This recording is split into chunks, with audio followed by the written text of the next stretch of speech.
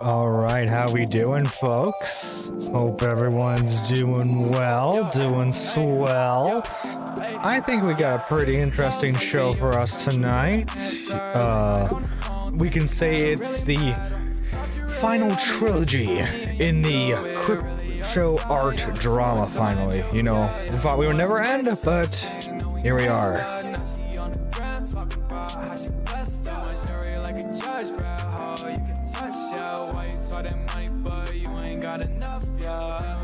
Blowing cigarettes out the window. Why you say you crippin', but your pockets in the red? Yo, big ballin', big bang, shot it cause I said so. Big hoe, diamond chain, shining like the rainbow. Raise me like a bull, shawty hopping ghost. Why you want a grand flex and wearing for the low? Yeah, big head on my white tee. I did got a badge on, she my wifey, yeah. Gucci, Louis, Prada, it excite me. All these bad hoes, they excite me. I don't need them, I need you. We'll begin shortly, probably around 12:25. Want to see if, don't want to begin till we get the people who want to see this show up. So until then.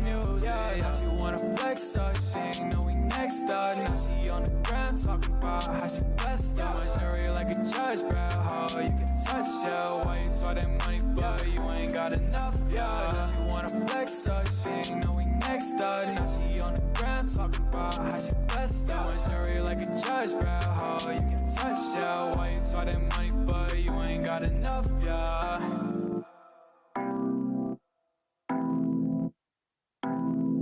Maybe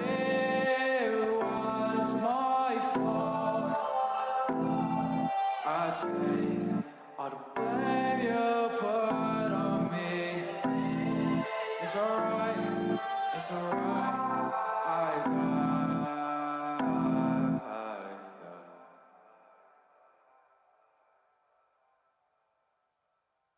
Yo, sit still, texting you, expecting you to answer. Late night on the phone, thinking that it really matter.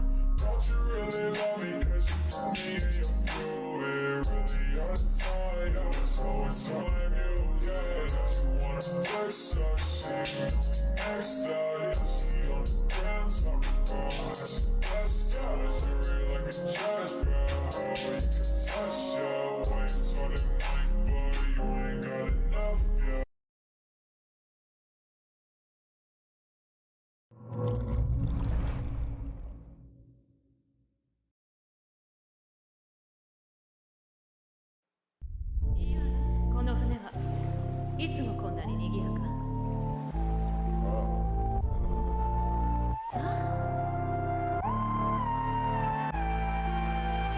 Ain't nobody really know me. Said my squad, my homies. Flow like water, I'm just coasting on that Hosey Brody.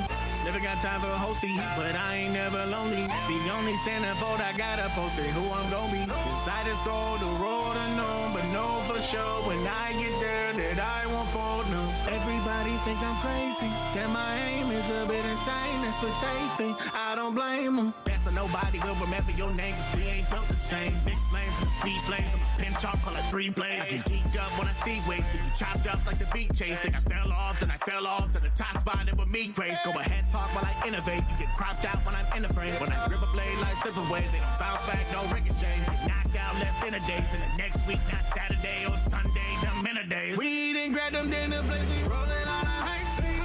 My team, can't nobody do it like we. Do we stop the hustle? No. Yes, I'm afraid you are, gay planet. I'm afraid so. You have to deal with it now.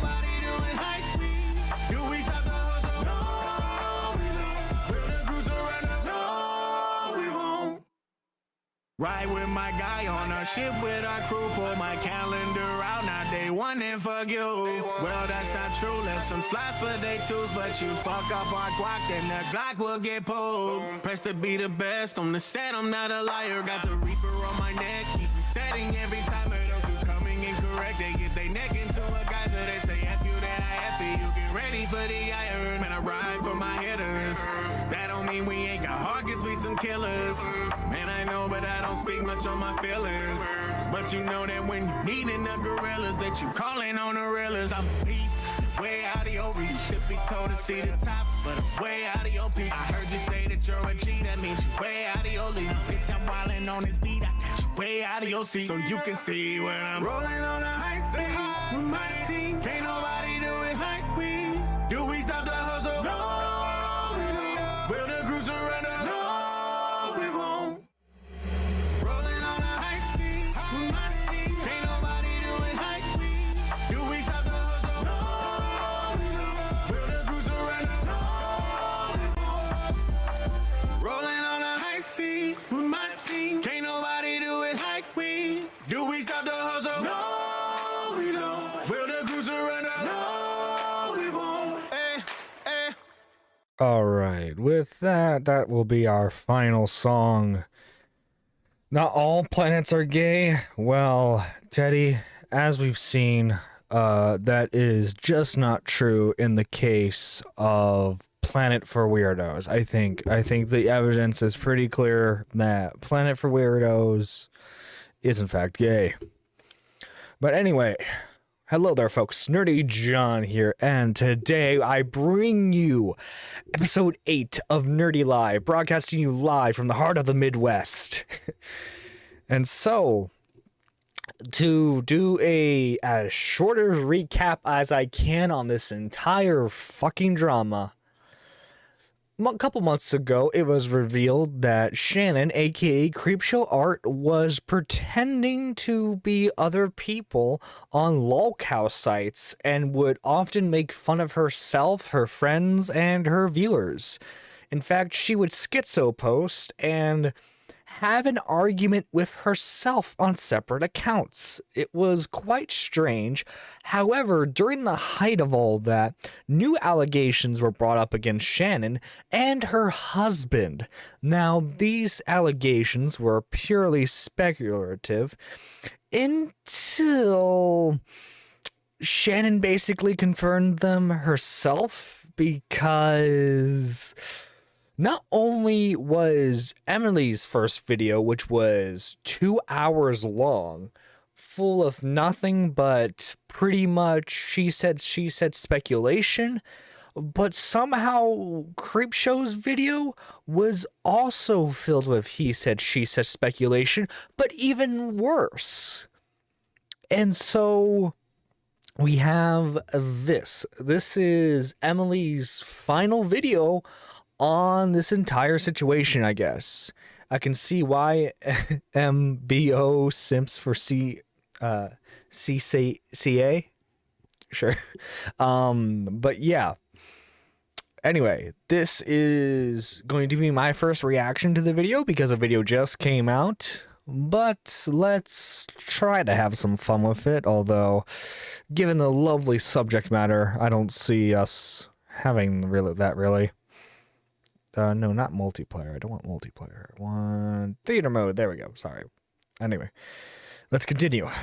Please note that all of what is discussed within this video should only be interpreted as speculation. No matter the mounting evidence against a specific party, nothing has been formally ruled in a court of law. I do my best within this video to adhere to using speculative language opposed to speaking in absolute terms.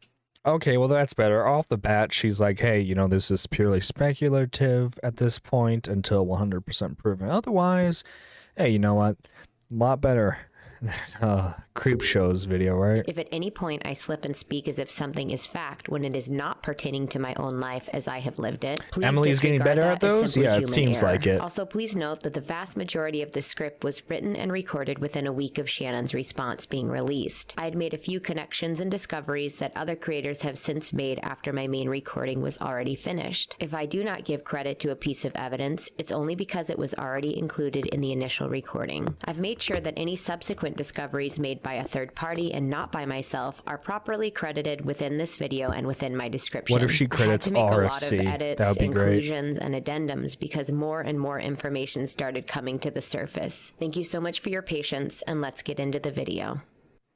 All right. I know a lot of you on Twitter told me that I shouldn't even dignify Shannon with a response, and I'd usually agree with you. But because not everyone she's got has a fancy Twitter and camera YouTube angles is for my this main one. platform, it has left a handful of my YouTube viewers confused by some of what they saw in Shannon's video. I feel like at the Yeah. very least, I should be allowed to not only talk about Yeah, like, speaking as someone who didn't really touch up on the drama till Emily's video came out, it was so fucking confusing.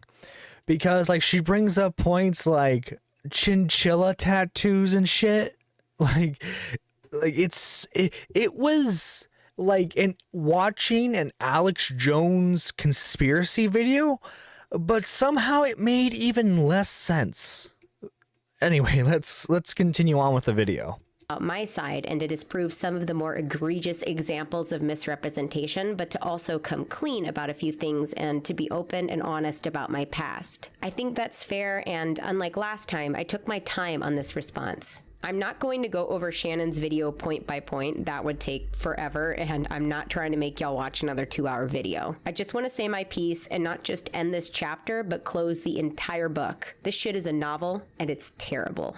Shannon's lawyer sent me an email she's a got few the weeks fancy ago camera threatening that angles, if at I did least. not remove every mention of her and her brand from my social media, that she would be forced to take me to court for defamation. They also asked me to make no mention of the letter they sent me while doing so. So essentially, I was to remove every instance of her name, every allegation I had made, and I would not be, quote, allowed to say a damn thing about it, putting me in a very uncomfortable and unfavorable position. I refused, and then her video pops up. Shannon starts off her video by saying this. If you are seeing this video, it means one of two things has happened. Either one, my lawyers negotiated with Emily's lawyers and we reached a private settlement which resulted in some form of retraction, or two, I took Emily to court for defamation and came out the other side. Neither. Which was interesting because, as she's about to state here, apparently, like, she was watching Harley TBS's live stream, which he live streamed along with Augie. Apparently, no court stuff happened between those two, so it's interesting. She drews planet. Let's continue on. Neither of these things have happened. It's a flat-out lie. I have no idea why she chose to leave this in, but I'm kind of glad she did, because it gives us a peek into what was probably her overall plan. In the letter that was sent to me by her lawyer, and don't worry, I'll get to the lawyer in a minute, her lawyer states, if you publicly is it comment on this something letter spicy? or the matter discussed herein, we will take that as a rejection of our offer to engage in settlement negotiations and will proceed to litigation.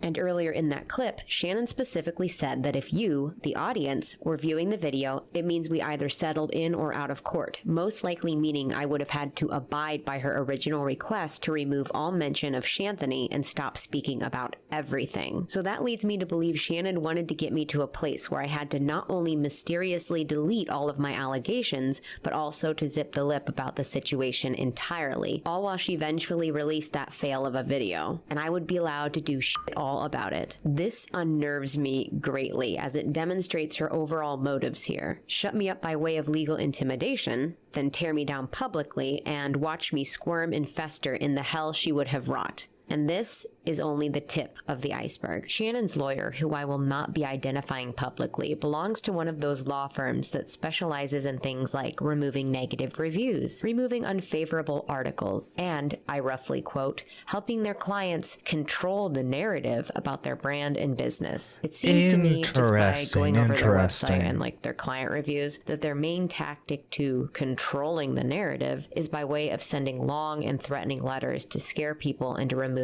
their reviews or posts or what have you. Oh, so if like this is like the type of lawyer Shannon's going with, it's kind of interesting.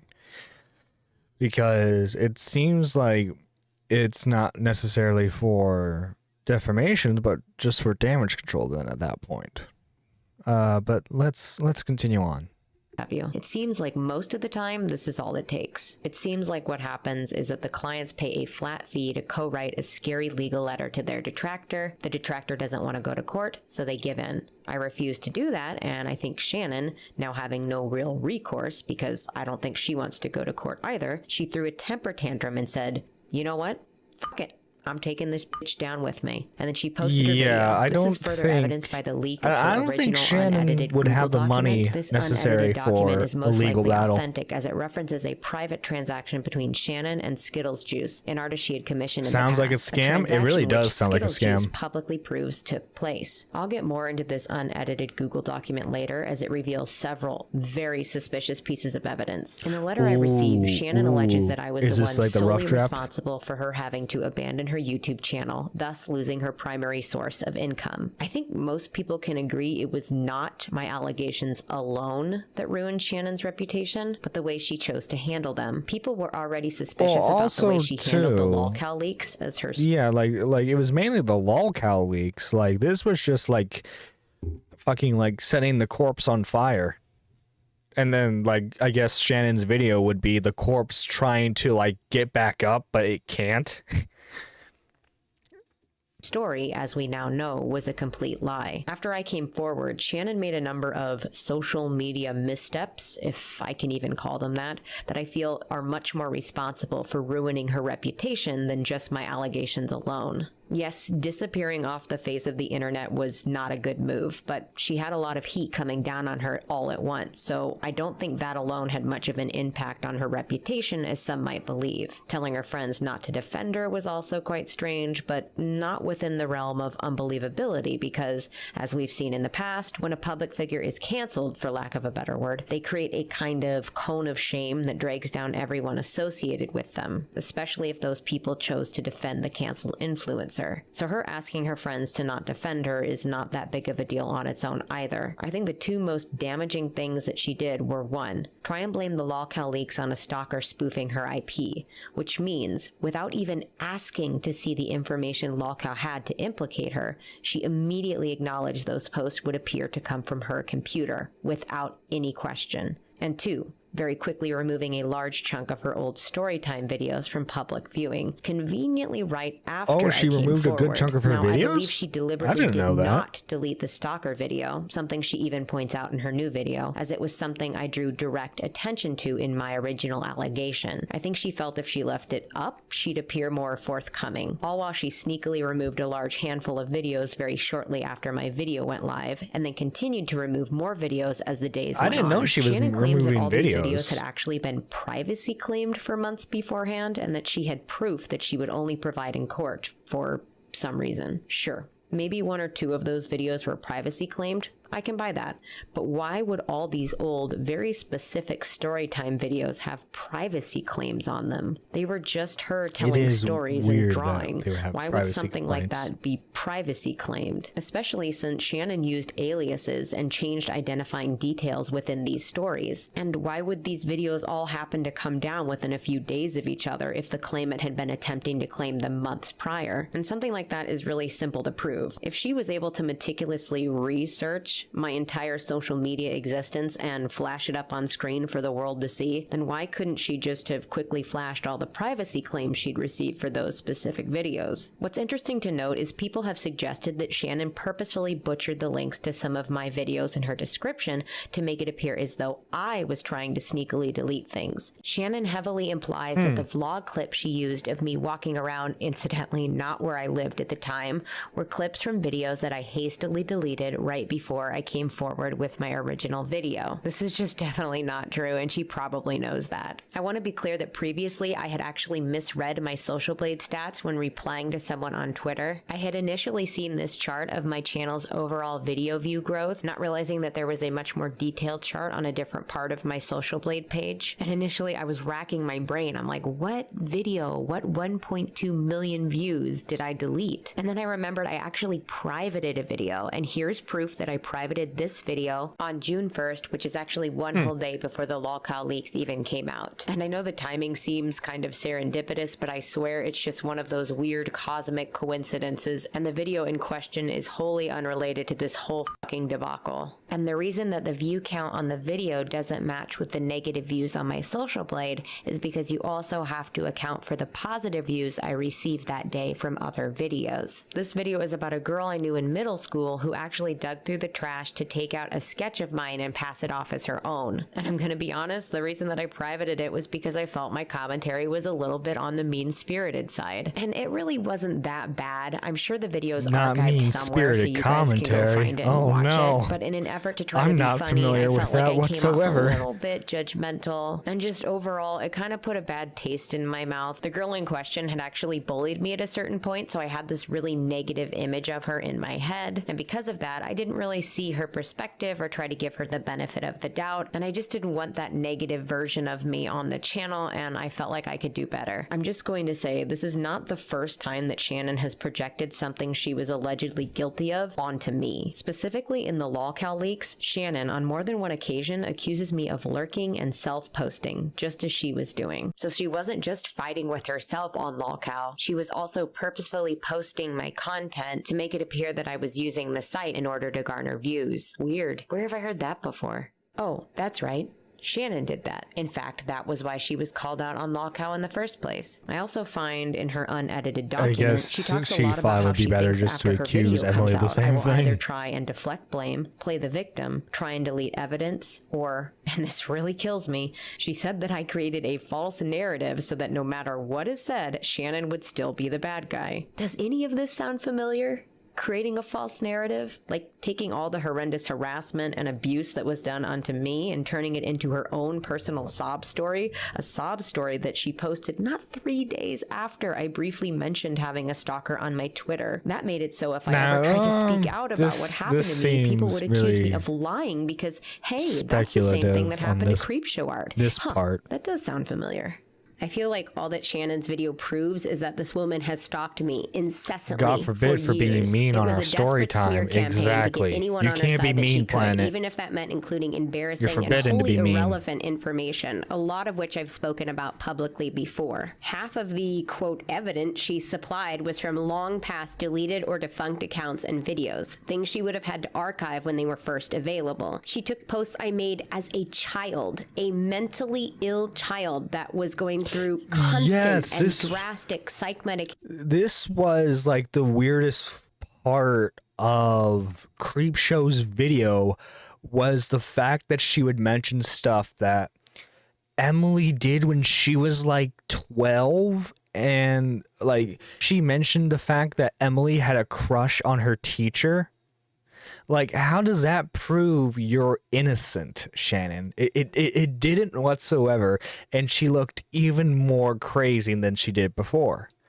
So, yeah, let's continue. Changes, evaluations, as well as multiple misdiagnoses, and she used this information to attempt to smear me now as an adult. Because, as we all know, the things we do as children directly relate to the kind of adult we will become. Exactly. So if you were dramatic on the internet when you were 12, then that must make you a liar as an adult. Sorry about the heavy sarcasm there, it's just such a ludicrous notion. The YouTube channel A Copy Art made a fascinating discovery of this really interesting clip from one of Shannon's past videos. I believe the following clips just showcase how double-faced Shannon really is, and the funny thing is, it is her own word. It's wild how people treat this literal child online. Like, there is a creator who is literally 14 who people want to call every name in the book because she acts like a creator who is 14 years old. She is 14 and people are having post threads about why she is the worst person in the world, and I'm just sitting there like, that's a child, guys. People often forget that pretty much until you are about 25, your mind is in a constant state of flux and you are constantly learning and changing and growing into yourself. Jesus. People act like who you are and what you posted when you were 13, 14, 15. Like that represents you for the entirety of your life, and that you are going to stand by it to the end of the world, and you aren't going to be and act like a hormonal person who is being ravaged by puberty and how terrible that shit is. Back when I was 14, I was writing a story, a full-on 30-page story about being in love with Gerard Way, and made up an entire life where me and Gerard What the fuck is this editing? Yes, at some point, The fuck is this editing? Get steamy. Now, some part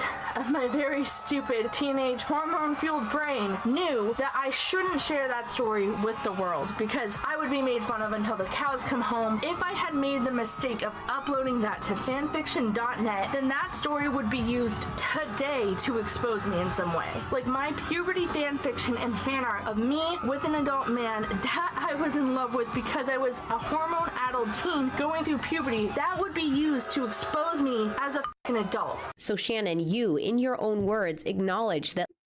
Do I even need to fucking say anything there? All these people are fucking weird. What's even going on? I don't know, Plush Man. I don't know. What I'm learning is these people are weird, dude. These people are fucking weird. That literal children should not be demonized and labeled as terrible people for making a mistake because their brains are still developing. She uses a cringy fixation I had on my teacher when I was 13 as a way to set up her scene that I must be an awful adult. Although she supplies absolutely no recent examples, not one, of any toxic or negative behavior. As anyone who's been on incompatible psych meds or have gone through complex trauma can tell you, these things can turn your brain to absolute chaos, and it worsens further if you are a hormonal child struggling to find a sense of stability in your world. Not only that, but one of those medications I was taking back then, Abilify, which I was taking in high doses for many years, actually came under legal fire multiple times for causing thousands of its consumers to develop gambling and sex addictions, as well as a myriad of other compulsive behaviors. In 2016, the FDA even put out a drug safety warning for Abilify, noting that its consumers might experience,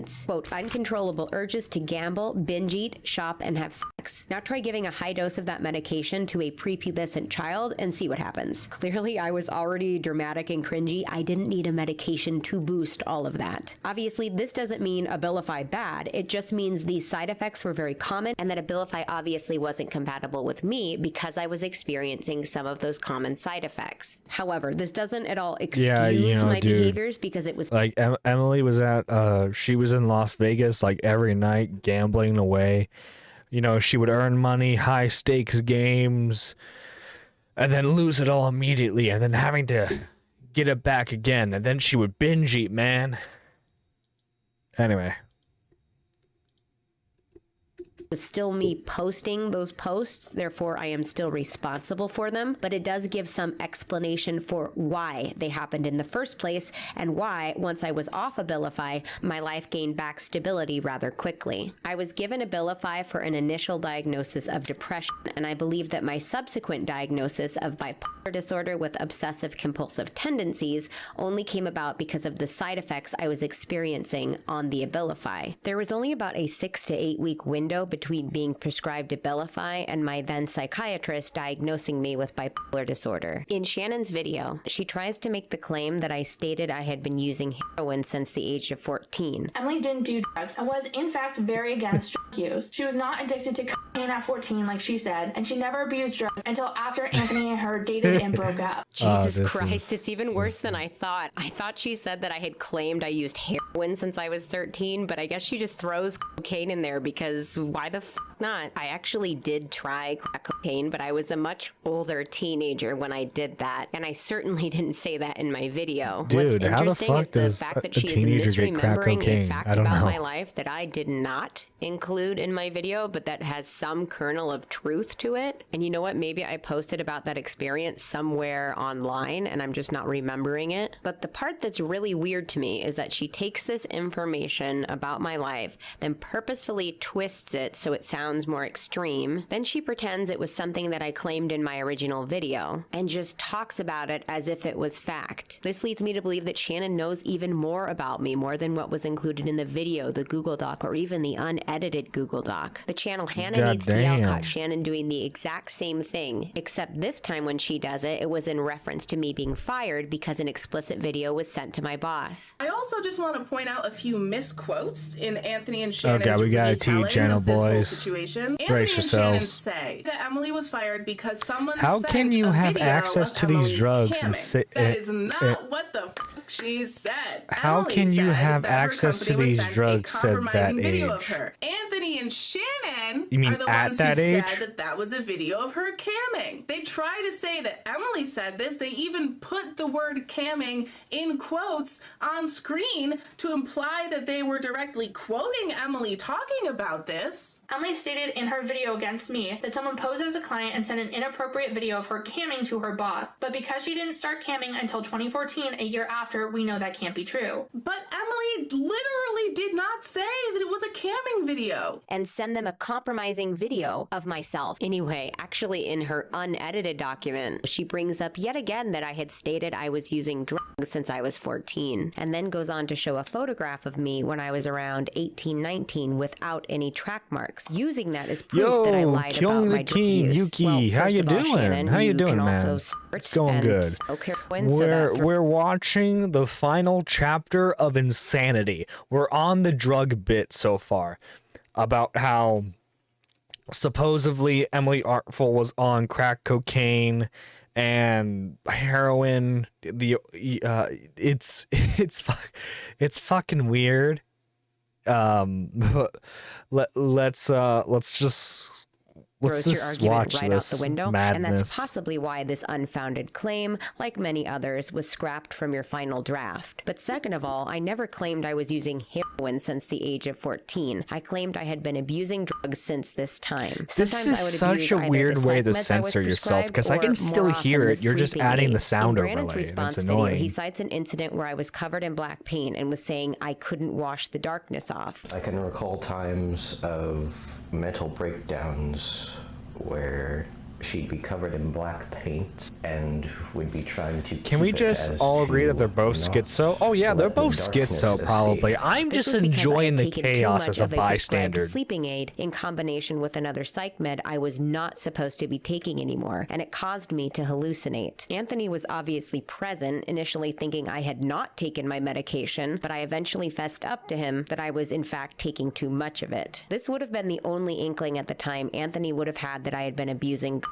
as I did try very hard to conceal that from him. Shannon was right. Anthony was very anti-drug, and I knew that, so it made me want to hide that part of me even more. Regardless of how anti-drug he was, later on he still chose to continue to interact with me even after he had discovered I had been abusing much harder drugs. And now we get to this part of the video, the part where I found messages that I believe corroborate my retelling of the night my rape occurred. Aside from me literally showing you guys my phone, Shannon herself actually confirmed that these messages are real by using them as evidence in her own video. So we know now from both sides that these messages are from Anthony. For anyone who is still skeptical, I'll include a clip of my actual phone scrolling I'm from the just very as top of the confused. messages where Anthony identifies himself. Okay, so in Shannon's video, she was trying,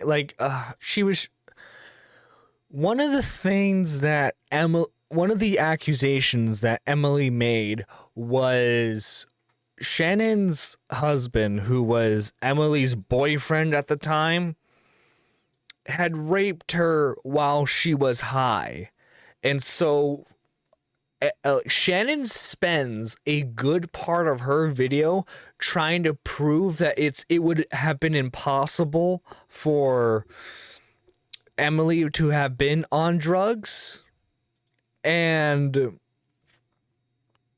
it was a fucking insane part of the video. She's getting into the rape. I'm just like pausing to talk about it for a second. And here Emily is explaining that actually she was on drugs, because, surprisingly, when someone says they're not doing drugs, they could be lying. But let's let the all the way video down play to the out. messages we're about to discuss. While I was skimming through old messages between Anthony and I stumbled upon a discussion about an illicit video I had sent him. This conversation took place on August 6th, 2014. I made a joke about Anthony having a fancy mustache and a glass of wine, and he mentions he doesn't drink. His fervent sobriety and refusal to be around someone who isn't also sober is something that is referenced in the tiny little paragraph dedicated to my rape at the end of the legal letter sent to me by Shannon's lawyer. What a lovely so Anthony subject. mentioning he doesn't drink does corroborate that belief, but only in a sense. 8 months earlier, in December of 2013, which is actually almost a full year after when But I it's originally literally, he said, suspected she the said, rape took yeah. place, Yeah, I tell him it's- that I've been drinking like a fool, and at that point in time, I would have been using heroin or Suboxone. Suboxone is a crutch drug to help people get off of heroin by mimicking its effects in the body while not giving you the addictive sense of intense euphoria. I even mentioned taking Suboxone in that DeviantArt journal that Shannon used in her video as evidence against me. Actually, I said I was prescribed Subutex here. Subutex is you just like said, Suboxone, they're except both it doesn't schizo. contain naloxone. We're just here to laugh Naloxone and being enjoy the drug ourselves. that counteracts the pleasurable effects of an opiate. So users who take Suboxone and attempt to use heroin will immediately be put into withdrawal. Subutex is just pure buprenorphine. Buprenorphine being the drug that mimics the effects of opiates within your system without actually getting you high. Except you definitely can still get high. In fact, I even say it kind of gets you dopey in my DeviantArt journal. Not really the words of a sober person. Subutex can be even more dangerous to mix with alcohol because it's just pure buprenorphine. I just wanted to make that clarification. The cardinal rule of being on Suboxone is you do not mix it with alcohol. Every addict knows this can be super dangerous. All right, almost so as she's dangerous as basically mixing saying heroin she and was high. alcohol. From what I'm getting at this is she was high as a Alcohol kite and during that buprenorphine are central relationship. nervous system depressants. Taking them in combination leads to an enhancement of their The effects. most Side effects that might insane occur with part about this buprenorphine video is use that can be she's giving tips significantly about how to increased in become sober intensity on and number when the drug DeviantArt. is used in combination with alcohol. Yeah, These yeah, side Planet, effects that's include a bit issues weird. with nausea, vomiting, and constipation, headache, blurred vision, dizziness, and fainting spells, increased sweating, heart palpitation, increased or decreased blood pressure, and an increased potential of myocardial infarction. I'm waiting to see the decreased messages. motor coordination, poor response times, and extremely impaired thinking processes, including issues with judgment. My first stint of sobriety started in September 2012, but over the course of the next few years afterwards, I would be an on and off user. I would use Suboxone for a couple weeks to keep from going into withdrawal, and I would get up on my high horse and talk about how I was sober and how my life was so much better sober, and then a few days later, Emily, I would show the stop taking the messages. Suboxone and go pick up. And so I wasn't really sober, but during the course of this time, there were tiny little glints of sobriety, but it obviously wasn't real sobriety. And now as I slowly piece this puzzle back together using messages and medical records and even some evidence from Shannon's own video, I realize now Well, that she I would used have to, at either been least. drunk and on heroin or drunk and on Suboxone, and either way, the side effects are intense. So she- it's no again, wonder I she had was difficulty piecing this apparently back together high at as a first kite when I during knew this whole in relationship. my hardest of hearts, in my fucking core, that this happened. I tell him that I've been drinking like a fool, and that I wasn't drinking because I was trying to party, but because I was trying to escape, meaning escape from reality. From then on, I send him a few incoherent, clearly intoxicated messages complaining about an inappropriate encounter I had with my then boss. I didn't mention it here, probably because I was upset specifically about my boss, but this also would have been right in the middle of Bob and I taking a break from seeing each other. In the messages, I tell Anthony to call me, and that's where the Holy conversation shit, this ends. takes I so believe long that to get night to is the when I point. asked It him to does, come it over. does. Due to all And these that was factors people's adding up main perfectly, I problem now with her believe this first was probably video the night on the rape Shannon. took place. The next Not conversation only the we he had said, was she said, but initiated it by took a Anthony, who long sent me time a to get to the sexually meat and suggestive potatoes of the message, which I situation. responded to in a sexual manner as well. This conversation took place only 5 days later, and at that point, I would have just started seeing Bob again. Even though it was a stupidly classic, we were on a break situation, I still felt guilty for having slept with Anthony and embarrassed that I was high and drunk. But I also felt guilty because I felt like I had led Anthony on. I didn't want to immediately shut down his sexual advances Depression here is because I bad. felt like I had led him Good to believe take, we could now Planet. engage Depression in a physical is indeed relationship bad. again. And I was also afraid of him blowing up at me. So I kind of just slowly segued into talking about how I had started seeing Bob again. And I know there's going to be a very small percentage of people who will lose their mind over this, but this was Anthony's choice. I was very clearly a total train wreck here. So many things were going on in my life, and although he denies ever being around me when I wasn't sober, these messages illustrate that that just isn't true. This man, by his own admission, was sober and sound of mind, and he chose to have sex with me while I was intoxicated intoxicated and not in the right frame of mind. And Shannon can flap her gums all damn day and say that I'm changing my story, which is such an absurd notion, by the way, mostly because I have always asserted that I know the rape took place, but I do not remember the finer details of how it came to be. Was Because that guess evidence? what? I was using drugs. I've said it before. Yeah. This is... I'm just going to say this now. If you're sober in a situation and someone who is either high or drunk wants to sleep with you, be the bigger person, because you are, like,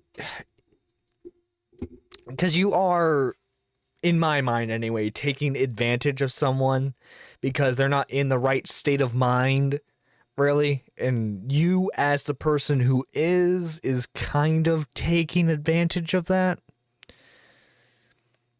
But she's getting flirty in DMs. That doesn't necessarily prove that, unfortunately, that doesn't necessarily prove that he assaulted her while she was high and or drunk. It could have been when she was sober, and it's a fucking minefield, dude. This is the non-fun part of this drama, unfortunately. And I'll say it again. Heroin and similar opiates can cause you to forget pieces of information, but what it does not do is cause you to hallucinate and invent scenarios. I've had to take a lot of time to read through all of these old messages, not only because there were a lot of them, but also because they were incredibly hard lost. to If that read. was They make me feel supposed, sick the evidence and this sad. allegedly All I happened. could see was a girl Allegedly, who thought she he had to use raped her. sexuality Allegedly, to he raped her. communicate because that's all she thought she was worth. This was honestly the most traumatic discovery for me because up until now I thought I was just high on heroin, but I was also drunk. That was how low I was at that time, that I didn't care if I live or died. And you know what? Sure, finding these messages gave me more clarity. It corrected the timeline that I was so unsure of before. It put things into perspective, but it didn't make anything better. I still have to live with the knowledge that I was raped, something that for years I blamed myself for. I literally felt sorry for Anthony that he had to have sex with me like that. That is how little I thought of myself. As I read on in these messages, I can even see me like grasping at self-awareness, and I just see these little glimmers of hope that I wanted to change and be a better person. And I can see around this time, that's when I started to slowly pull away from Anthony, realizing that he was not a good influence on my life and that I needed to start making better choices. What's really upsetting is that Shannon just continues again and again to weaponize my mental health against me when she had no idea, not a shred of a clue of what I was going through at that moment in time. I just think it's weird she didn't stop and ask herself, not even once, that maybe something was going wrong in my life for me to act that way. Instead, she uses it as fodder for her video. You can obviously see through those screenshots that I was absolutely floundering at that point in time in my life. Because of my behavior, my relationship with my family, my friends, romantic partners would constantly fluctuate and go from rosy to pure turmoil overnight. Quote, wrong meds, drug addiction, complex trauma, dismissive doctors, and institutionalization peppered my teenage years. I had several inappropriate encounters with older people, mostly men, but some women, when I was a preteen, and I believe that further fueled this downward spiral and painted a path for what kind of partners I would be drawn to in years to come. Regardless, and I want to make this point very clear, the posts I made as a kid were still wildly inappropriate, and my past was certainly checkered, something I've time and time again acknowledged, both publicly and in my own private therapy sessions throughout the years. I have never tried to hide this, and I feel it's very important I'm held accountable for all of it. However, some of the screenshots and claims that Shannon made in her video are wildly misrepresented and are either a complete butchering of what my actual claims were, or screenshots of someone very clearly mimicking, insulting, and at times pretending to be me because, yes, I had made several very shitty, obnoxious, inappropriate, offensive, and quite obvious obviously deeply problematic statements on my own real accounts. But I do caution you about believing that every screenshot came from an account that was actually owned and operated by me. I'm not saying that these accounts were necessarily run by Shannon or Anthony, making more obnoxious fodder to expose and harass me in some way at some point in my life. I'm just pointing out that certain accounts seem suspicious and just overall off to me. Shannon herself even points out that the Snacky Packy 9gag account mimics the tone and subject matter of comments I had made on my personal accounts. And if you look, you'll notice that the troll account really only regurgitates 5 or so pieces of information that had come from my personal accounts. It's really just a shallow caricature of the shitty person I used to be. And if you actually read what I put in the little meme calling out Snacky Packy, I said, find out someone is impersonating me on 9gag and is using real information about me from my she used a meme from 2009? They even used a photograph of me that was publicly available, and then the first line in the bio is not a fake account. And before either of our videos came out, I voiced that I thought Shannon had been making fake accounts pretending to be me and bolster my past shittiness in order to expose me at some point in time or use it as leverage. In my original video, I didn't include the Snacky Packy incident or other incidents where I believed Shannon or Anthony were possibly impersonating my online persona, because those instances had the least amount of proof to connect them back to Shannon or Anthony. But now, the fact that Shannon even put the Snacky Packy incident in her video is suspicious to me. I thought Emily had evidence on Shannon having multiple accounts. I thought she had evidence of that too. Aliases. If we're just going by the likes and dislikes on that meme I posted, only 27 people, a very small pool, interacted with it since it was posted, and my Ranting and Raven 9gag account isn't attached to any of my other social media. I very briefly used Ranting and Raven as my screen name on YouTube before I ever uploaded any content onto it. So Shannon would have had to have knowledge of that username in order to search for it elsewhere. This is not the first time that Shannon showed a username of mine where I had no idea where she found it. In her document, she includes a list of my aliases that Shannon was stalking her severely. Although Dilemma is Shannon's own video proves that well enough, in my opinion. I vaguely remember making, but has since been deleted or removed and cannot be found by searching for it on DeviantArt or on Google. For Christ's sake, I even resorted to using Bing and DuckDuckGo, and I could not for the life of me find this DeviantArt account. So that begs the question that if Shannon really only researched all this information after my video came out, how did she get those usernames? And it even begs the question, how did Anthony get those usernames? Because when I search within our messages for either Emma Dilemma or Ranting and Raven, nothing comes up. I just find it weird because having a list of every single alias and username I've ever went by online is something that the Brita Filter account mentioned. It just seems really coincidental, but we'll get back to the Brita account later. Okay, this part, this is all just food for thought. In my opinion, pretty shows pretty about this well and that wanted to get to the bottom of it. Shannon was stalking them. All of this drama isn't over Shannon. It's going to make the mass. For the post that I did make, this drama isn't over Shannon. They were is going to make the mask off video and then leave the internet. And shaming other women because I was incredibly self-conscious of my own weight. It fluctuated dramatically at times, and I took it out on women who I was jealous of. It's as simple and petty as that. In Shannon's video, she claimed that I never lost a drastic amount of weight, but then goes on to show a picture of me when I was 165 pounds. Shannon even claimed that I lied about when a certain photo was taken, saying that I claimed I was 15 and in high school when the photo was taken, when in reality it was probably from middle school. And she's seen all of the pictures I posted of myself from 13 onward, and I never looked like that. What the fuck? What the fuck? Why are you... Why didn't you just have it at the page where I'm going to show you my senior pictures side by side with what I look like right now. I'm 5'1", almost 5'2", and at my heaviest, I was 165 her and Ethan pounds, from and at my the same absolute height, okay. lowest, I was 92 pounds. When I say my weight has fluctuated, it has fluctuated. And guess what extreme weight fluctuation is a side effect of? Certain psych meds and drug abuse. Weird. It's just so backwards to me that Shannon accuses me of faking eating disorders, of faking mental illnesses, when clearly in a lot of the posts she's using, I am not well. Not only this, but she had been very outspoken about mental health and eating disorder awareness before. Vice put out a really interesting piece in 2019 talking about how eating disorders often come about because of trauma. If you're currently struggling or in the recovery phase of your eating disorder, I highly recommend watching it. Regardless of Shannon's fucked upness, I have to also sit here and acknowledge my fucked upness at some of the comments I had posted in my early 20s. Something that I just can't stand is when a creator is called out for something and in their apology they claim they were a different person back then. The things that I posted did not come from a different person. That was still me.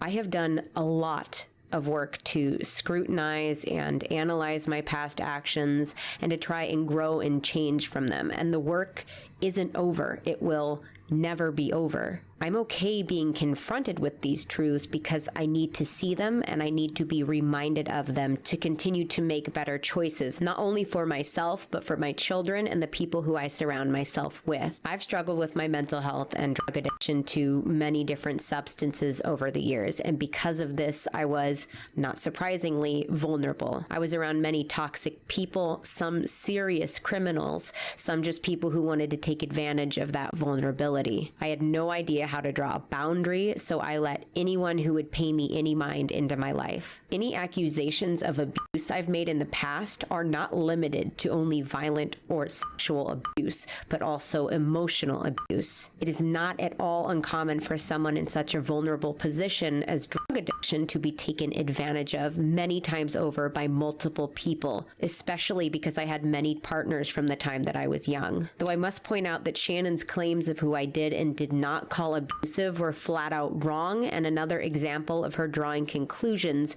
by filling in the blank. A teenaged Emily over-dramatizing a long-standing tiff with another person does not an accusation of serious abuse make. There were times I didn't get along with someone and made the very common mistake of just saying thing bad instead of really looking into the nuance of the relationship. This does not equal a formal accusation of abuse. So Shannon, let me fix your little infographic really quickly. There. That's better. Also, when I speak about relationships in past videos, I chose to ignore certain relationships and privately regard them as not counting because of the state of my life at the time that I was in them. At several points, Shannon tries to connect random people that I've dated to specific old Storytime videos and paints that as 100% nice that she's making, but formally accusing all of these people of abuse. Not one of her assumptions is correct, specifically because of my habit for switching details I'm glad you're with me on that, identity Plush Man, protection. because like I'll get to that in a moment. I also don't accuse a bunch of random people of serious abuse in all of those videos. This is just another example of Shannon's hoping we won't go back and check. The Storytime videos I made about certain relationships were mostly for entertainment, and although the stories were real, many identifying facts and information had to be changed or switched around between other story times. We're only 30 minutes in on this video? I didn't want to ever fabricate stories, so instead I would take Jesus, real we got details like and an hour rearrange left. them, sometimes between completely different situations. I did this for multiple reasons. To make certain stories have an actual resolution, because a good number of them didn't. For the protection of the people within the stories, or in the specific cases Shannon highlighted, the protection of myself. I'm still trying to figure out who asked. Some of my past story times were actually about me.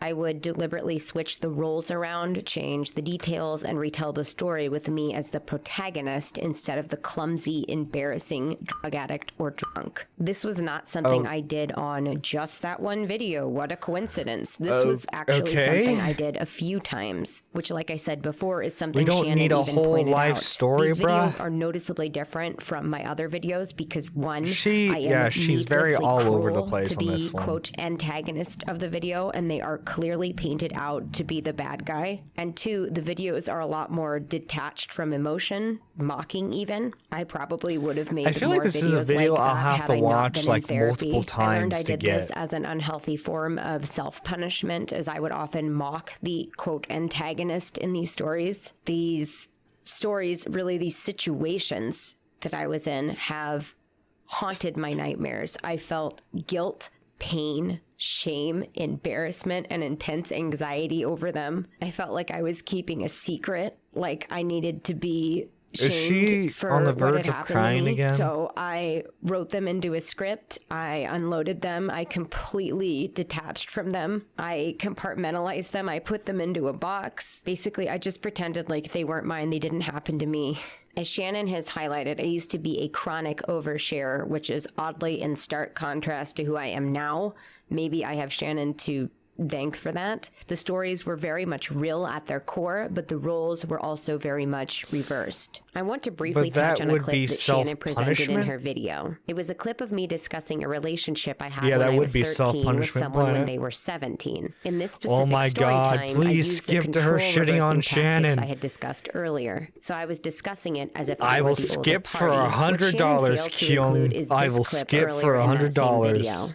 So that's why I feel that a 13-year-old who was just about to turn 14 and a 17-year-old who had just turned 17 isn't that big of a deal. You're all essentially still being taken care of by your parents, and you're still relatively at the same maturity level. I still have a lot of complicated feelings about this Shannon's person lies that I was and discussing manipulations. in that video. And I feel like, yes, the relationship was still... Okay, I made clarifications. Let's get to Anyone this part. can go back and fact check that. As I retold the events to my therapist, I even remember framing it as an embarrassing mistake I had made, only to be corrected and told that it was a rape. Hence why I blocked Anthony out of nowhere, which is something Shannon even acknowledged he was confused about in her video. Anthony lightly trolled her in order to figure out why she blocked him on Instagram Oh at God, the I beginning of forgot how 2017 bad because they had Shannon's been on mic good quality terms the was. last time they spoke, as seen in her post tagging him. He wanted to know what happened. He states as much in his message. Emily also asks if he's the person harassing her, to which he replies no, because if he's going to say something, even something mean, it's going to have his name and his photo next to it, like he had just done. Thank you. In the messages that were clearly joking in nature. I didn't write any of Anthony's I messages live to to her. please This the was all him. viewers, For her to say it's me is I a lie. live to That is please quite the literally viewers. the entire section. That tiny little clip that I just showed is all of the time that she dedicated to this accusation. And to refresh your memory about what this accusation was, I made a tweet saying one of my videos was going viral because at the time 200,000 views was a ton of views, and then I went in and corrected it and said that I was going mini viral. That would and then be Anthony, a ton of who views. I had blocked on For a me, different especially. platform, started following me solely to accuse me of buying views. He was blocked on a different platform, and he was obviously not following me on Twitter with his main account beforehand, so that led me to believe that he was monitoring my social media. So after he posted his 2 vitriolic tweets, I blocked him, and not moments later did I receive a message from a sock puppet account that was literally named not viral _Emily, accusing me of the exact same fucking thing, even coming in clutch with some screenshots, which proved absolutely nothing. I had to use Twitter data in combination with old screenshots in order to piece back exactly what was said, because Anthony has since deleted his Twitter account. And when I confronted him, I said this: my husband doesn't like me being in touch with my exes that I wasn't in touch with when we met, i.e. basically every one of them. That is why I keep blocking you. I know you're the one who has been harassing me all this time. Just please take care of yourself. This is not healthy. I'm not trying to be cold, I'm just being honest. And I don't know if he responded to that first message or I just decided to follow up about 30 minutes later because he wasn't responding, but I don't have a screenshot of a message in between the first and second message. And the message I do have a screenshot of seems like he is responding to both the first and second message here. The second message says, I'm sorry. I'm sleepy. Hi, sleepy. Because we didn't really I'm talk John. anymore. Nerdy I didn't John. realize you hold so much hostility towards me. I don't for you. What's so sad is I still played your music for people all the way up until I realized it was you. Like, even though we stopped talking, I still supported your music. I don't know why you're so angry at me and why you've tried to fuck up everything for me. I don't know why you just won't leave it alone. And then I follow up with, we loved each other once, and I don't know why we can't just respect that love, be civil, and go our separate ways. And in response to that, he said this. Anthony responds, harassing? No, I've only posted in what my accounts are, like what has my face on it. And I'm not angry, I was just curious. I figured maybe if I get more ridiculous, I'd get a response. I wanted to see where your stuff went, if I got more which is why ridiculous, I I would bummed you get a blocked me. response? But no, I'm not angry at all. Thank you for the reason, though. Much appreciated. Good luck out there. Why would he and Shannon bring up that he only posts All things, these people no matter are how fucking nasty, crazy, through his man. personal All these accounts, people. accounts that have his face What the attached fuck? to them. Because if he's going to say something, even something mean, it's going to have his name and his photo next to it. When I made no mention of accounts or sock accounts or harassment or anything of the sort, why would he feel the need to defend himself against an accusation I never made? In fact, I didn't even bring up sock accounts until after he did. Speaking of defending oneself against an imaginary accusation, Shannon made sure to include this at the end of the section. I didn't write any of Anthony's messages to her. This was all him. For her to say it's me is a lie. I never made that accusation. I do remember multiple viewers saying that some of the messages from Anthony sound like Shannon, but I personally never made that direct accusation. And I went looking for evidence of me making this accusation, and I couldn't find anything. Aside from that, this is yet another example of Shannon completely glossing over a piece of very important and pretty damning evidence. As for Brandon, who I'm still going to call Brandon because I feel he's very much still in the dark here and I don't want to draw attention to his real name, Shannon was the one who accused Brandon of not only stalking the both of us, but also getting her fired from a job as well as messaging her followers and calling her obscenities. Shannon was the one who chose to message me out of the blue on Twitter one day and warned me that Brandon was trying to hack into her social media. She just conveniently glossed over all of that in her response video, acting as if it were me attacking Brandon, even though I proved that those screenshots were legitimate and all came from her account. I called Brandon intense in my original video, but that was because he could be intense sometimes. Shannon paints me saying this as being ableist, but I had no idea that Brandon was autistic. Brandon even used the term untreated to describe his autism at the time. Given that at the time I was a 90-pound untreated autistic man.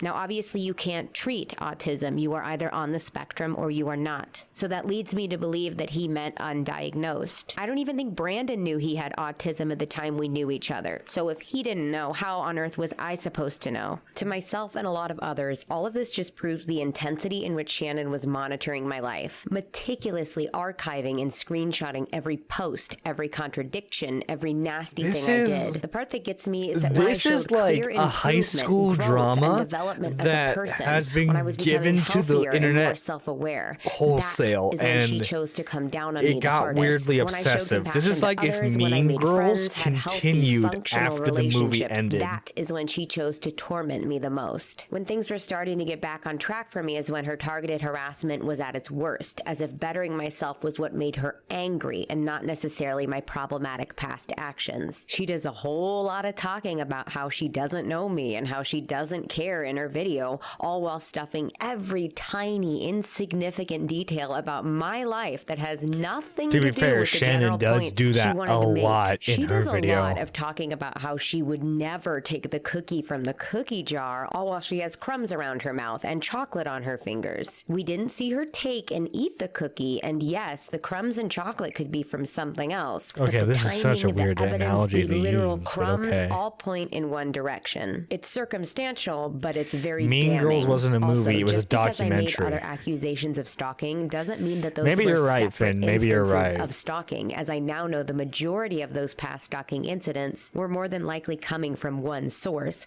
not the other sources like I had suspected in the past. And to be very clear, I had never directly accused any one person in the past. I had made vague and anonymous accusations because I was unsure of where the harassment was coming from. In my original video, I clearly stated that I had no idea who was stalking me until the last few years. What should matter is that I consistently complained about being stalked and feeling uncomfortable, proving that I had been concerned about this for years. This is just one of many examples where Shannon twists what I said in either my video or in my past to disprove a point that I never actually made. I even said in my original video that yes, I had experienced some online harassment before, but it was much more generic and mild opposed to the more targeted, obsessive, and vindictive stalking that we're talking talking about here. An occasional comment about me being a butt slut is not the same thing as sending me lolcow and DeviantArt screenshots or bringing up very specific parts about my life. That kind of targeted harassment pretty much completely stopped after I confronted Shannon, and oddly enough, around that same time is when Shannon started posting on lolcow. I also want to go on record and say that I never accused my ex, Bob, of forcing me to cam. He's a very good friend of mine, and even he can tell you I had many close interactions with less than stellar individuals, some of whom believed I owed them something from my time working with them. I don't feel comfortable discussing that part of my life, and I don't feel I should have to. I think just saying what I said paints enough of a picture in and of itself. Just because I was living with someone good and kind while this happened doesn't mean I wasn't still unsafe in other aspects. I want to come full circle, and I want Bob to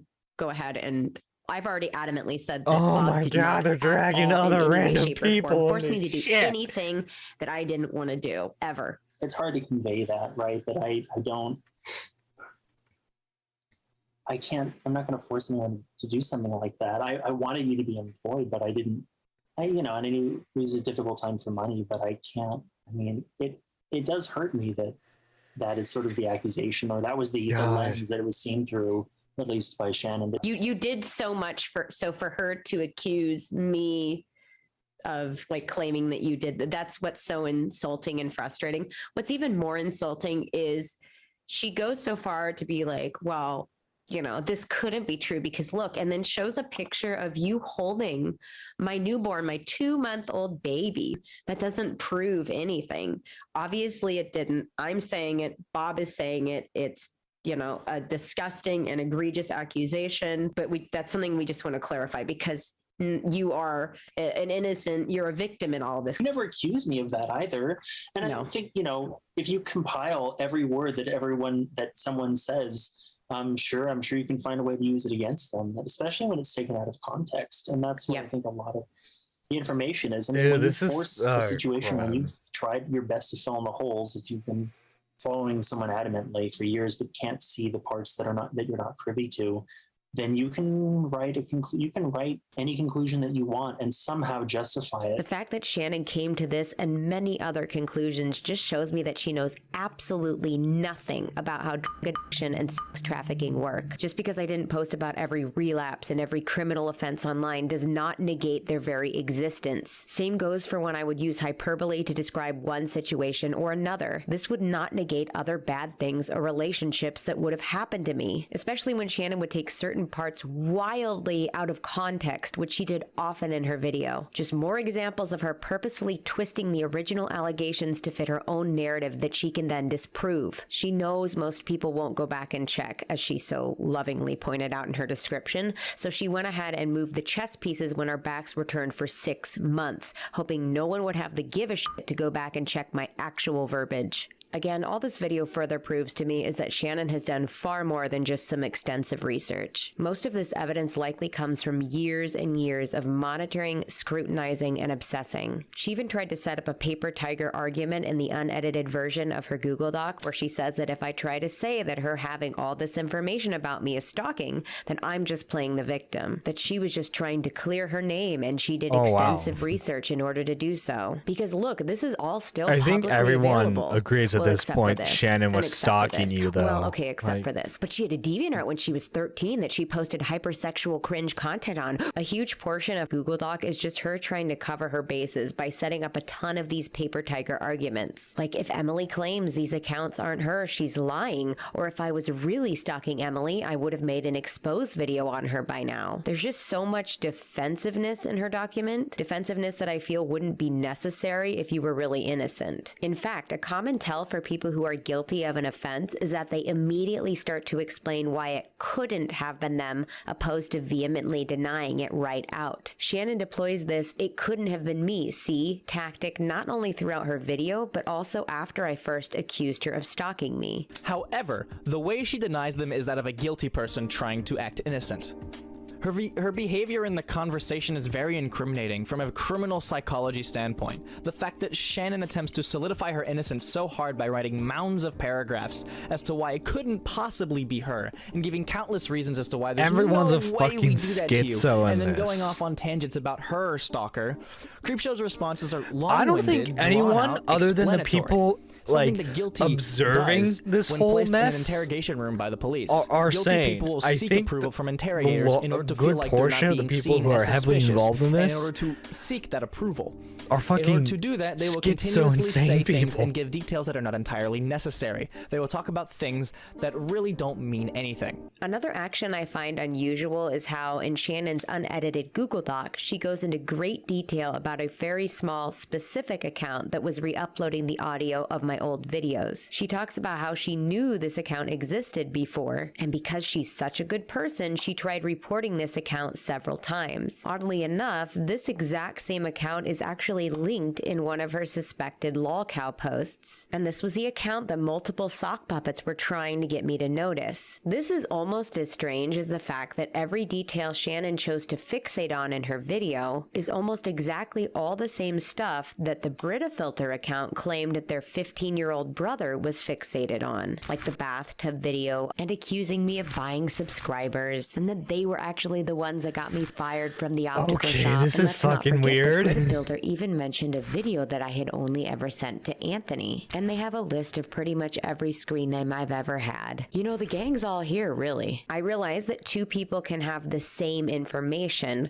but really, what is the likelihood of two people conveniently having every last detail of every screen name, post, and account I've ever had online, deleted, public, or otherwise? What is the likelihood of this young child getting their hands on a video that I only sent to one person? And the unlisted link that I sent to Anthony came from an account that's never been hacked. In fact, all of the views on that unlisted video come from the same link. Again, think back to the cookie jar. Something that's also interesting to note is that her whole diatribe on my previous anime YouTube channel was also something that was mentioned in the lolcow posts. Oh trying to force god, the people down that, bathtub quote, rabbit anime hole, so to review speak. posting. Not only That was but hilarious. A similar timeline of her perception of my drug addiction is also present in the lolcow posts. There was also an oddly specific post about a private interaction between Shannon and I, an interaction I had told absolutely no one about. The post accuses me of going around and telling smaller channels that they aren't allowed to do storytime videos because that's my brand,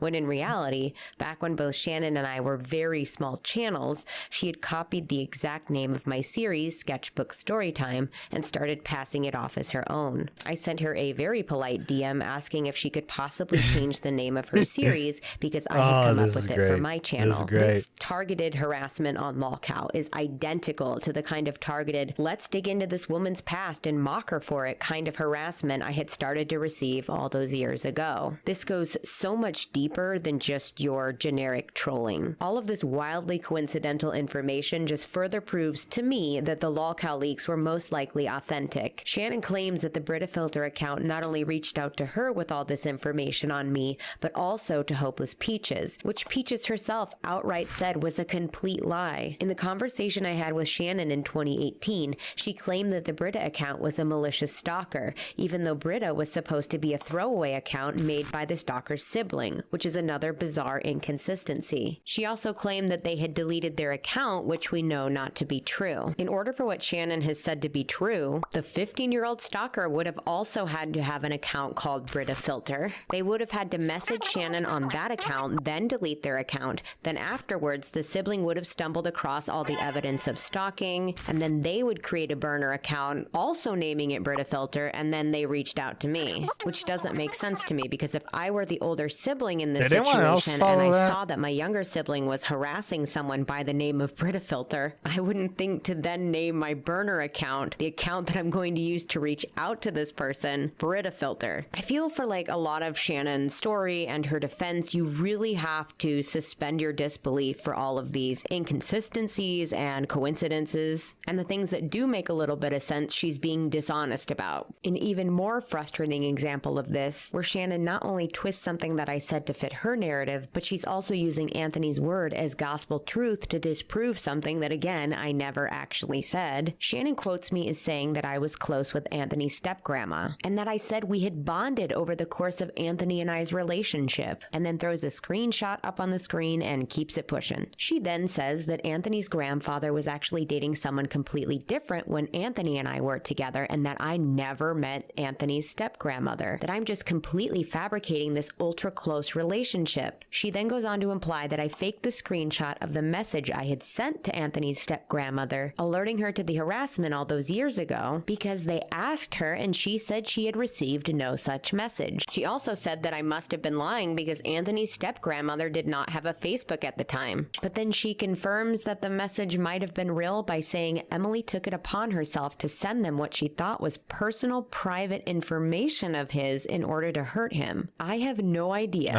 how Shannon gathered the confidence, the gall, the balls to post this when all of it is completely made up.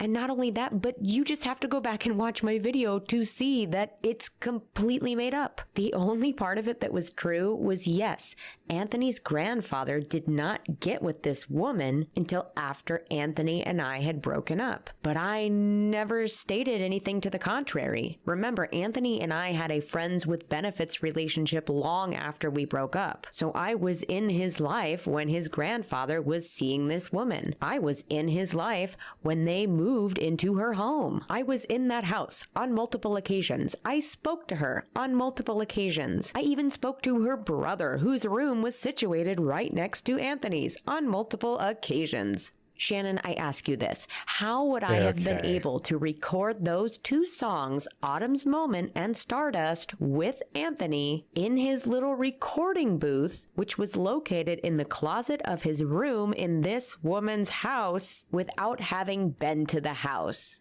or without having met this woman? Because as you know, Shannon, she was really strict and she didn't let anyone into her house that she did not know. And I was never close with this woman. I literally never said that. What I did say was I was trying to get Anthony to give her a chance and that I got along with her. Just saying you get along with someone is pretty far off from saying that you bonded and were close with someone. This was who his grandfather was going to marry. Try to laugh at what we can. She seemed nice enough, and I didn't understand all the vitriol against her. And as for the message I sent her, Facebook does this thing, right? Where if you are not friends with someone and you send them a message, your message goes Stardust? into their When did I say message Stardust, or did she say Stardust? I'd be willing to argue that most casual Facebook users don't even know kind this of confused inbox at this exists. point. And then that bit about me sending personal private information in order to hurt him, if you actually stop and read the message I sent to her, you would see no such thing. In fact, I am giving her personal private information of mine in order to try and get in touch with her so I could have filed a restraining order. And the only information I included about him at all was the fact that he was thinking about changing his last name from his original last name to Parker, which was his public Facebook name. I remember he spoke of changing his surname from to Parker, but I'm not sure if he ever went through with that. Feel free to call me. My phone number is blank, and I currently live in Nebraska. I moved hoping a fresh start in a new state would deter his aggression, but it doesn't seem to have done any good. Thank you, Emily.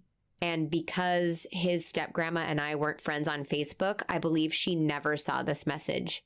In Shannon's video, something bizarre Emily that stuck mentioned out to Stardust, me is this did she? interaction Shannon had with Anthony about some review she left for Bob's place of work. Anthony completely and utterly fabricates the entire story all about how I had a tantrum that she even went into Bob's place of business. Shannon shows the conversation between her and Anthony and speaks as if that's enough evidence that the tantrum took place, which is another example of her taking what Anthony says as the gospel Oh my god, truth. part 2 is Bob so is actually fucking the long. social media manager for the shop and Shannon's always friends. has been. And although he doesn't remember the review and he can't Shannon seem to has find no room the to call original someone review, a he can scam still confirm artist. its authenticity Okay. and that Shannon actually And then the physically conclusion. went into Okay, the we can shop pull itself through, boys. because she We can pull mentions through. a specific part-time employee of the shop by name, and this part-time employee was never featured on the company's website. I know we're being really serious right now, but fucking Osa came in here and straight up farted, and now you're leaving. Walk away. Wow. She just came down the steps, came over here, and then I just hear her go "Ugh," and fart, and then she didn't even sit down. Oh, She wow. just ripped ass and left. And you never found the review, Shannon. claimed Comedy. She left, right? No, I assume it was because she said, she deleted her Facebook. I mean, she definitely went there. Like, I know she came to my place of work for sure because she gave the name of one of the employees who I don't think was even on the website. I recommended Anthony specifically because Anthony wanted to capture the sound of a violin bow on a guitar. He thought that was a really interesting sound, and I had been suggesting, like, go to Bob's place of work. He works at this place. Because I was on good terms with Anthony at that point, I hadn't realized what had happened between us was not, my fault. I thought like a melding of the minds would be good because I was, dating Bob, who is an amazing, musician. And I felt that Anthony was also an amazing musician. I had wanted them to meet on multiple occasions. Bring your exes together. I recommended on multiple bring your occasions ex that and your Anthony go to current and your job to then get current this bow, boyfriend together. I'm sure. Because the only way this could be true, they lived on the complete opposite could have gone side wrong? of the Bay Area, like complete opposite where Bob's job is. It was a very long drive. So it's not like, why would they go there for any other reason than I had recommended them? So it makes absolutely no sense that Shannon would leave this positive review and I'd throw this tantrum over her leaving a positive review when I had recommended that they go there. And you remember me talking about it. Yeah, because obviously it's like a shameless plug for the boyfriend. And I was like, oh yeah, I work at a violin shop. And you're like, oh my God, this is perfect. Made sense. And I remember you were enthusiastic, and it was a ways for them to come though. Because when Shannon was portraying that, like, she randomly went into this shop and left a good review, and I found out, how would I have found out about the review? And it was a positive review, and why would I have this big meltdown over a positive review? Again, they could have gone to any number of other music shops in San Jose because they were just looking for a bow. Very prominent music shops that are much closer to them. It would make no sense that they would go there had it not been for my recommendation. Shannon doesn't go on to show any proof of this meltdown. She only shows the Facebook messages of her and Anthony talking about it. And that happens a few times where she uses Anthony's messages as proof of me doing something. Another and final example of Shannon taking Anthony's word as the gospel that was a truth weird is found cut here on this little section she dedicated to Anthony and I's breakup. Anthony did not try to break up with me on more than one occasion with all his friends watching. We definitely had one or two disagreements when his friends were present, but those disagreements did not end in us breaking up. Anthony only broke up with me the one time, and it completely blindsided me. I was sitting down playing piano. Brandon called me, started yelling at me, threatening me, and calling me names. And then when I begged to speak to Anthony, he said I was no longer allowed to speak to him. And then he hung up on me. And that was quite literally it. I was so blindsided. I was so confused. I had to dig through the recesses of my brain to figure out why all of a sudden was he breaking up with me. Now, logically, I can look back and fully agree with the real reason that Anthony broke up with me, which was probably because our relationship was so unstable and we didn't treat each other well. But at the time, the conclusion I came to was that I posted a flirty comment on an openly gay friend's Facebook page because the call came moments after I had posted that comment. And during the phone call, Brandon had made several comments about me being unfaithful and slutty. What most likely happened is that Anthony was just using that comment as a way to break up with me when his real reason was that we just did not have a healthy relationship. And the day after the phone call, because I was so blindsided if you guys had an unhealthy relationship, why would he need an excuse? Which I admitted in my original video. Shannon says that I was escorted off the premises, but that just didn't happen. I went up, I asked Anthony's manager if he was there that day. He said no, and I left. Nobody escorted me off the premises. Shannon also cites an incident where I apparently passed out behind the movie theater. I think I recall what she was talking about, but I didn't pass out. I remember sitting on the curb and crying because Anthony and I had gotten into a heated argument. My knees were tucked up against my chest, open, and my head was between them, but I don't ever remember lying on the floor. In her unedited document, Shannon goes on to list a bunch of names of Anthony's friends that apparently witnessed me passing out all the time and Anthony and I breaking up all the time. And she then said they would testify against me in court. But one of the friends she listed is actually one of the friends that I reached out to when I was trying to get a restraining order against Anthony. And then this over here is to a mutual friend of ours. As you And I can asked see, the these are exact same lovely, thing. lovely people. You know, I say, hey friend, I know it's random for me to reach out, but this is very important. I don't know how much contact you have with Anthony, but I need help with filing a restraining order against him. You know, our friend responds, and I don't want to invade his privacy. He basically just said, like, I barely know him. All I know is, like, he moved to Oregon and is living out of his car.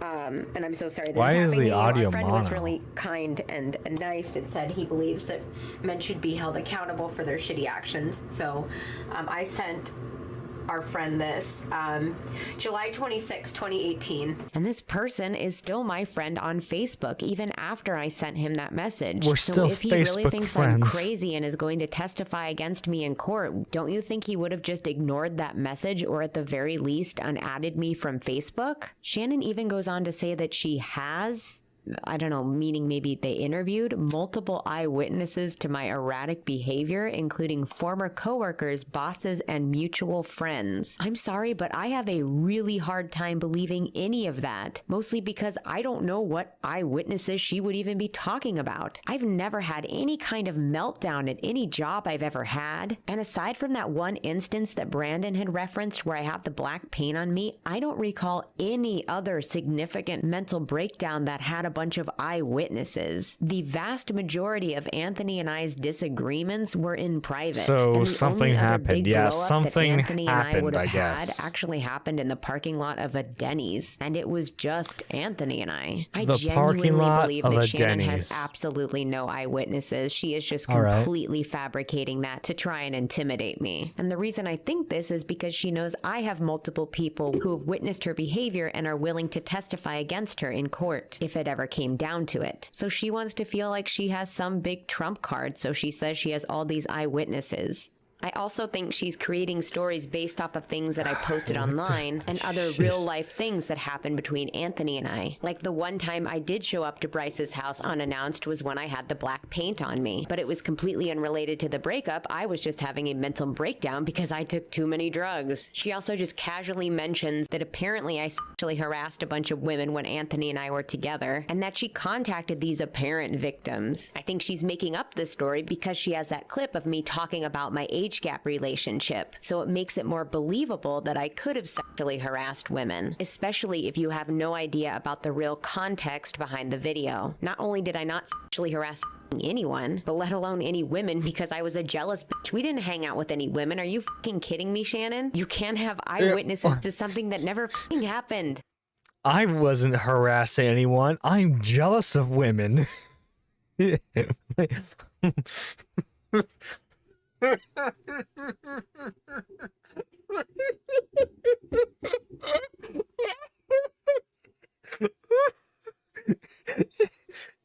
It's impossible. Oh no, she's undrawing everything. It's, guys, not to worry.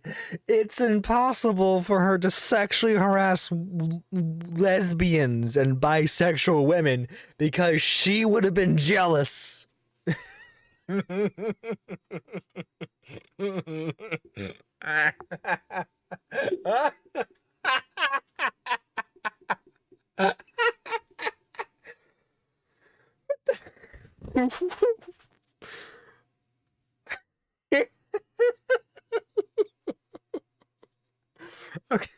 Okay.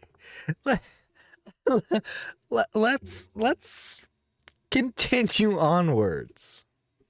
That's Oh, Jesus. She just drops that accusation and just moves on. That's a serious ass allegation, and she said no more about it. Hey, it was way more important that she got back to the DeviantArt journals from when I was 13. Oh, and analyzing the colors of the walls in my childhood home. That stuff is important. And not only is she assuming that because I had these dramatic text meltdowns in a DeviantArt journal when I was 13, that must mean I always have meltdowns in real life, but she's also assuming that if that were the case, that's going to help her at all in court. You also have to keep in mind that with the DeviantArt journals, as a child, I don't think I fully understood the meaning of them being public. I just figured since I was a small account and hardly had anyone following me that I could treat the journals like a diary, and only the people who are very close to me would ever be allowed to see it. I could get all of my emotions out and kind of streamline them and process them and make better decisions in real life, which is funny because Shannon doesn't choose to show those journal entries. When I was 13, the internet was very different from today. We didn't have this overall understanding that the internet was forever yet. So it makes it so much worse that Shannon is trying to paint a picture of me using these journals, as well as the fragmented pieces of Anthony and I's broken relationship. None of that is recent, so how is this supposed to help you in court? What is this going to do for you now, bitch? Like, what is the argument here? You are losing me. And trust me, I am not the only person that Shannon has lied about. Far from it. Did you see the way that she tried to rip Tipster a new asshole? And what's with her accusing all of her friends of crying on stream because she's such an amazing friend? And it might seem funny on the surface, and you know, like some of it is funny, but she really fucked over her friends and then bailed on them, and then turned around and pointed the finger at them like they were the ones not being loyal. A person who does kind things is not always a good person. I'm not kidding when I say that every day, all of us find more and more inconsistencies in our friendship and things that just don't make sense. It scares me because she did get me to open up to her a little bit. It's private information in my real life, that things I was going through, that she got me to open up on. Kudos to you, Shannon, for able to get people to open up to you so personally, all the while you're going on sites trash talking people who were your friends. Who is this person? Shannon, who are you? You know what sucks too? It sucks when you can't get any damn closure. At first, Edwin, I was like Alabama Edwin. Nah, no way. There we are. And then I was like confused, and then eventually I was like sad, and then I was more sad, and then I started to become more confused again, and then I got a little bit angry, and then more angry, and then I'm mostly over it now. I guess it's still weird to talk about. Who I thought I knew, I didn't know at all. Shannon, you lied to my face, and I feel like you should be ashamed for what you've done. Which, by the way, she makes multiple comments about we got Ripzilla in my there. dick, my penis. I don't know why Shannon is obsessed with my penis. Maybe her husband isn't able to fulfill her needs. But yeah, for some reason, she's really fascinated by my cock, and I don't understand why. And we shouldn't blame them or shame them or even fucking expect them to have an opinion on any of this. They were already hurt that they had lost their friend, and then the internet came down on them. And in some cases, the internet is still coming down on them. And at this point, all of us are just fucking done. We are done with Shannon. We are done with hearing her name. We are done with seeing her brand everywhere. And not only has she hurt her friends, but she's hurt fellow artists as well. Something that really bothers me is that in Shannon's unedited Google Doc, she goes on to accuse Skittles Juice, an artist that she had commissioned and never paid in full, of being a scam artist. She claims that she had sent Skittles $250 for the first payment of a commission, but implies that Skittles lied and said they did not receive the initial payment, so that Shannon would send another payment and Skittles could then He's keep looking both at the payments. files, Skittles yeah. shows receipts that they actually did not receive the first payment when originally scheduled,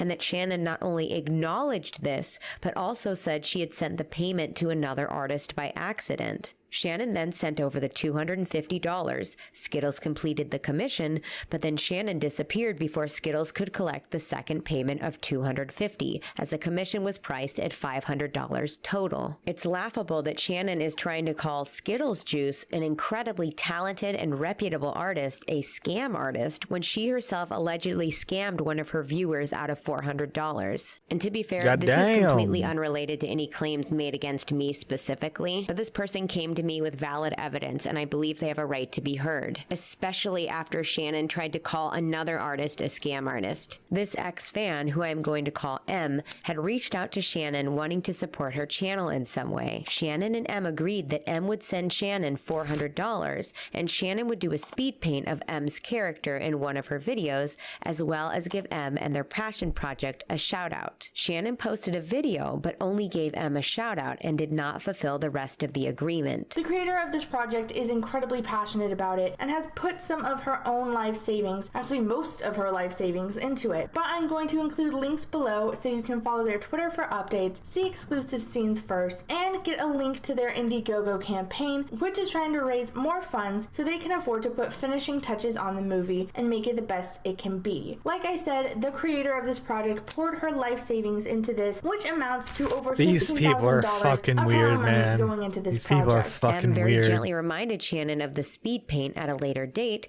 but Shannon claimed she was not able to make a full speed paint at that point in time, but she would eventually make a dedicated art piece closer to the release date of M's passion project. She made sure to let M know that she would be doing it unpaid. And the unpaid part just rubs me completely the wrong way, because this is what Shannon owed M in the first place, but she was now regarding it more as an act of charity than the completion of a commission. Time went by and Shannon stopped responding to M. M even allegedly tried to donate additional money to Shannon during her live streams in order to try and get Shannon's attention. After that interaction on Discord, Shannon went on to unfollow M on Twitter, and M never received the rest of her commission. Shannon or no Shannon, this happens to artists way too often, where we will complete a commission and then come forward to collect the rest of the payment, but the person will have disappeared off the face of the earth. It's unacceptable in any capacity and needs to be called out, especially since Shannon kind of fucked people on both sides of the coin here. With Skittles Juice, she never completed the payment even though Skittles Juice did the work, and with M gave Shannon money, but Shannon never completed her side of the agreement. It seems as if Shannon does a tremendous amount of not only flat out lying about other people, but also projecting. It's as if she was grasping at every straw she could, at every angle she could, even if doing so portrayed a very skewed we're at the version conclusion, of the truth. boys. What I find frustrating The final is stretch that of the in my race. video, I make sure to regularly give disclaimers throughout that although the evidence may be damning to me, that doesn't necessarily mean everything that I was showing had to have come from Shannon or Anthony, and I urged people to draw their own conclusions. I did this both at the start of the video and at the end. Everything in this video is alleged. I just encourage people to look at the evidence and form their own opinion. I will warn you, I do not have all the receipts for everything. I have a very good handful of receipts. I have to say allegedly for Shannon to protect myself legally, because even though there is, I feel like, a lot of proof pointing in that direction, obviously nobody could say at any point, you know, when did Shannon potentially partake in any of this? Again, I'm going to repeat, I have no idea if at this point Shannon was involved or not. I was actually, if anything, I was concerned about Shannon, and I mentioned that in later receipts. I was worried because I know how Andrew can be. So unfortunately, yes, some of this is hearsay. Something said in this video are personal suspicions and feelings. I encourage you to take all the evidence I provided here in my previous video on Twitter, as well as the multiple testimonies from witnesses to the suspected stalking and harassment, and draw your own Tipster is so tipster in this video. To Yeah, make a genuine effort to correct any sort of he is. accidental You know, definitive we language. got Obviously, because I don't want to be Rebzion, sued, but we even got more so because I realize Edwin, there are we got Tipster. I say we got some pretty, inconsistencies in this pretty world, nice and I don't and think awesome I could sleep at people in night this if I video. tried to double down and claim that all my evidence is 1,000% factual instead of maybe it being a coincidence or a misunderstanding.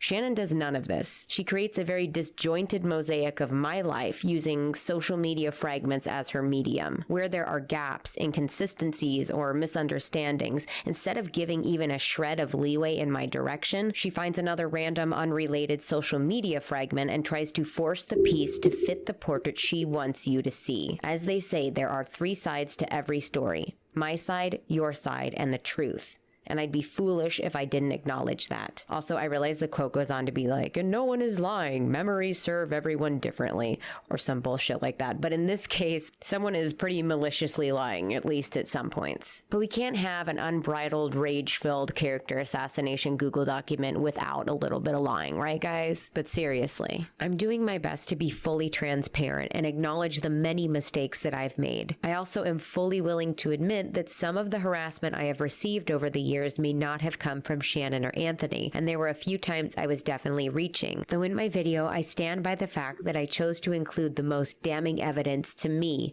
especially because it correlates in time with her lolcow postings. I also realize my timelines might not be 100%, but this is something I was also very clear about in my original video. This has happened over the course of a decade, and I was the one being stalked, so I haven't meticulously mapped out every second of Shannon's life, every mistake she's ever made, every time she farted and tried to pretend it was the chair squeaking. I don't have that, and I'm not interested in ever having that. My goal wasn't to smear Shannon's character, it was for people to believe me. Though I do admit to getting frustrated at one point in my video, but to be fair, she was coming after my kids and the mama bear just popped right on out. Something that I haven't seen many other people mention, something that I feel throws Shannon's false portrait of this unhinged, compulsive liar right into the garbage, is that she is nothing, not one shred of recent evidence that paints me in a bad light. The last piece of Emily Bad ends about 6 years ago, in line with when I turned my life around and started making better choices. Lord knows she still has an absurd amount of recent information on me,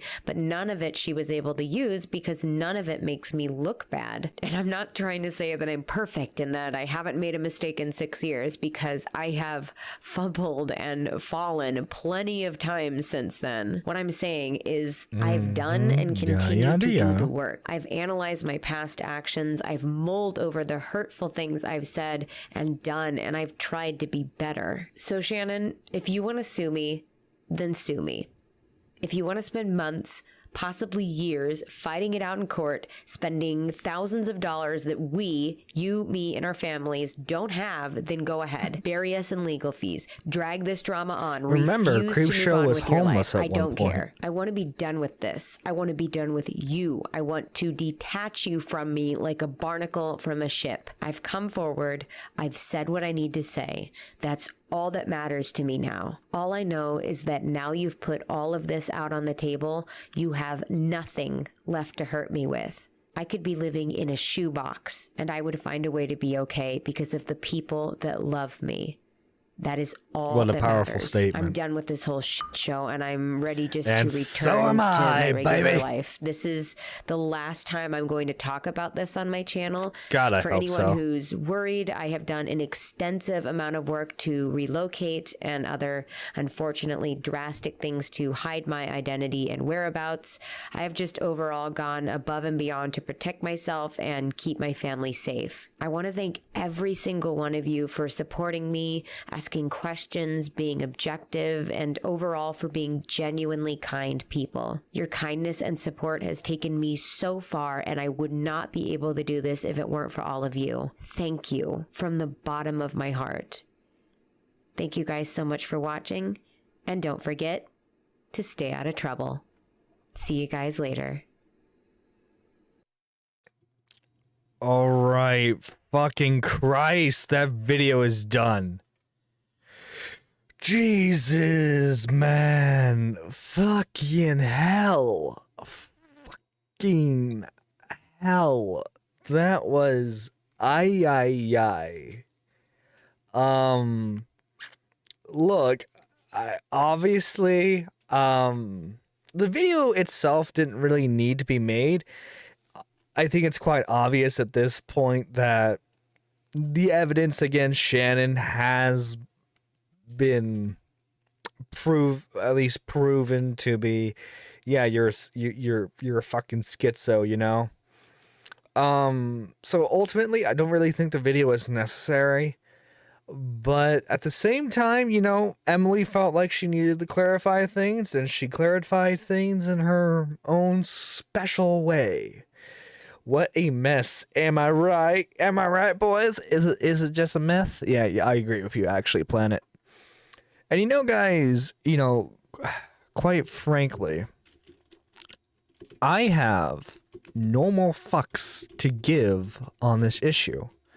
So with that being said, allow me to have our favorite outro song play us out. And make sure you all have a lovely rest of your night. This is Nerdy John signing out.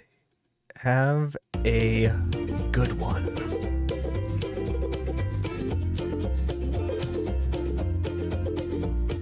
I've tried, and I've tried even more. I've cried, and I can't recall what for. I pressed, I pushed, I've yelled, I begged in hopes of some success. But the inevitable fact is that it never will impress. I've no more fucks to give, my fucks have runneth dry. I've tried to go fuck shopping, but there's no fucks left to buy. I've no more fucks to give, no more fucks I've tried to get. I'm over my fuck budget and I'm now in fucking debt.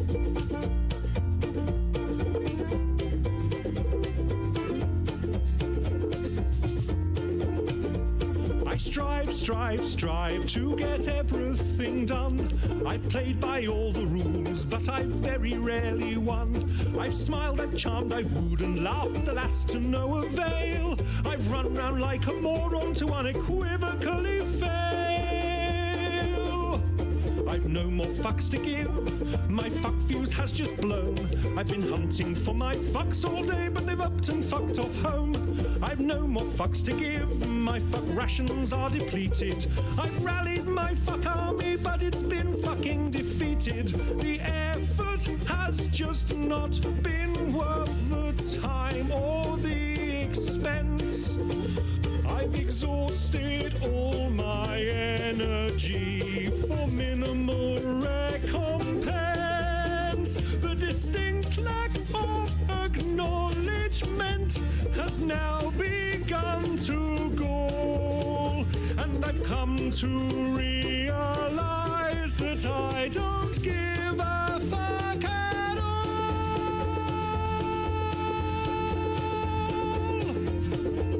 I've no more fucks to give, my fucks have flown away. My fucks are now so fucked off they refuse to fucking stay. I've no more fucks to give, my fucks have gone insane. They've come back round and passed me while they're fucking off again. I've no more fucks to give, my fucks have all dissolved. I plan many projects, but my fucks won't be involved. I've no more fucks to give, my fucks have all been spent. They fucked off from the building and I don't know where they went. I've no more fucks to give, I've no more fucks to give.